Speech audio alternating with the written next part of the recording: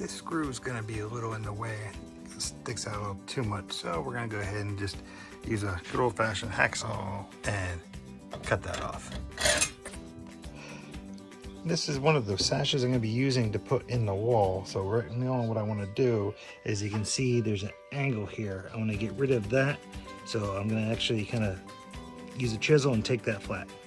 You can see I got the plastic strip off. I got this part done by hand.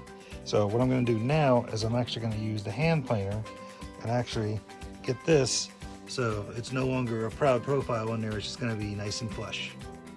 You can see I got that down. There is a couple imperfections I made, but for the most part, that's what I was looking for, because that part's not going to be seen anyway.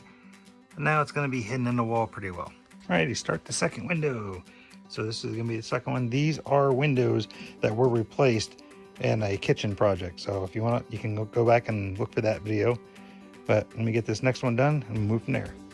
All right, window number 2 is done. You can see it is now nice and flush. And I did get all the stuff pulled out, the window insulation stuff, because that's not going to be needed. Now we're going to start work on getting window frame built for inside here. That way we can use those window panes. And there's one of them sitting there. All right, first thing we're going to do is I got to measure the height, size of that window, and I'm going to get another 2x4 across. Then I can put my little stays on each side.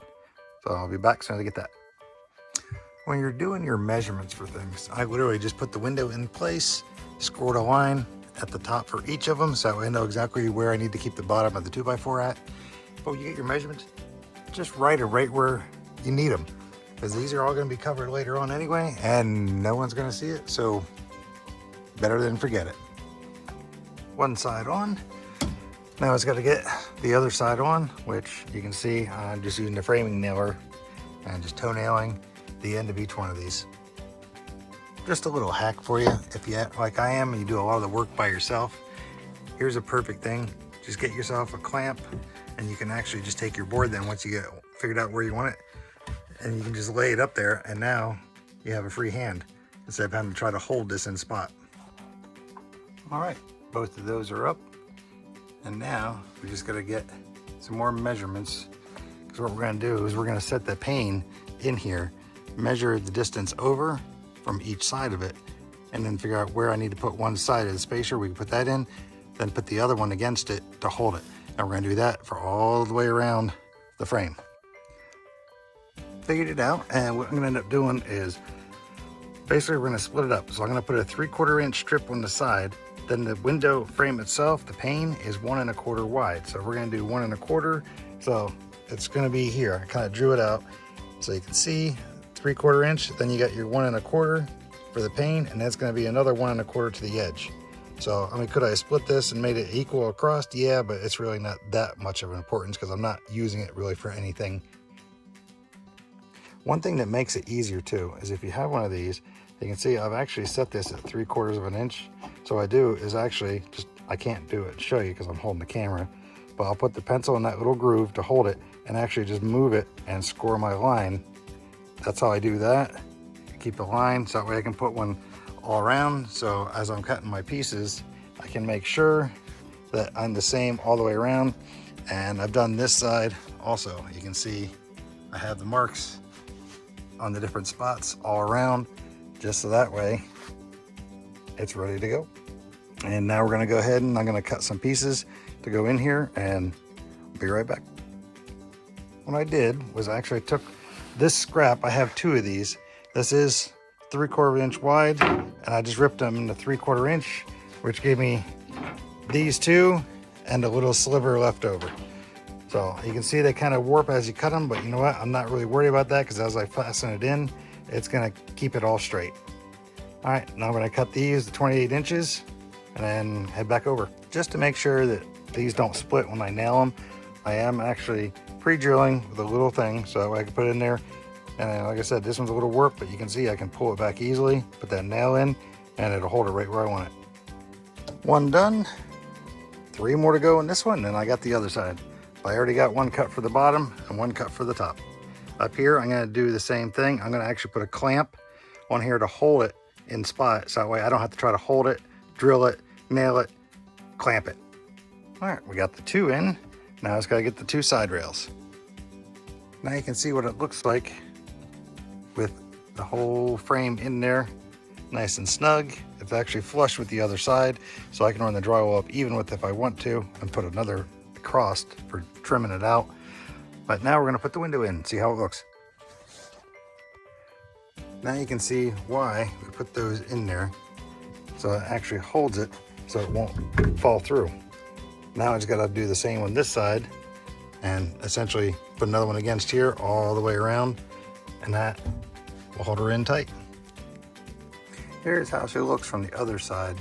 You can see it's not exactly perfectly level, but it's real close. Like I said, it still gives me room to do trim work around here because I can run the drywall right up even to this edge. And then I can actually put a little trim to put a little ledge around it, and that'll hide it even better. But to keep this in so it doesn't fall out, you can see I got my clamp on the other side holding it so the window won't tip out. But now you get an idea of what it's looking to look like. Now I'll go ahead and work on this one. Just to clarify, what I'm gonna be doing is I'm not gonna be doing the back side of this yet, because I'm essentially gonna get the drywall on here first. You know, this whole thing will be covered with the drywall sheeting all the way around. I'll go ahead and put my insulation and stuff in, but I'm gonna wait to do the back side of these, so that way it makes it easier when I cut the drywall. I can literally just follow this edge to cut out my pieces of drywall. All right, something I didn't show is I went ahead and I got the windows. You can see they're actually leveled. That one and this one. I got them nice and leveled in there. And doing so, I actually used, you can see a little piece of the stuff in there and a little piece here too. What that was actually some of the siding that used to be on here, the paneling. I used the sander, sanded it down to the thickness I needed, and slid it in. And now I'm gonna actually put some adhesive around the windows to hold them still in place. That way I don't have to keep my clamps up there forever. I've gone ahead and actually run a bead of silicone. It's an adhesive silicone all the way around the windows, both sides. Just that way I have something to hold it in, because I am not gonna be able to work on this for the next couple days. This up here was just, I'm trying to use up the rest of the tube because I had very little left. But you can see I've actually sealed it on, well, at least 3 sides. This side I didn't do so much, but I do have spots where I put bigger globs in to help hold it. So that way it will set up and will dry and harden over the next couple days. But like I said, I'll get back to this project in a little while then. You can see I've gone ahead and started doing some of the insulation at the bottom. So I'm doing that. I still haven't, I'm not gonna do the top yet because I need to run a wire over here yet. And I'm gonna actually mount the light, this light over here. But for right now, we're gonna go ahead and get some insulation in here, and then I'll work on getting this top part run, because it's literally just gonna come over and go up through over to here. You can see I got the left side done and the right side is done also. And I'll show you from the other side what it looks like. So you can see there's just nice pink insulation on both sides. That part's sticking out, tuck it back in there. But now I can get the drywall on this side run, and we can go from there.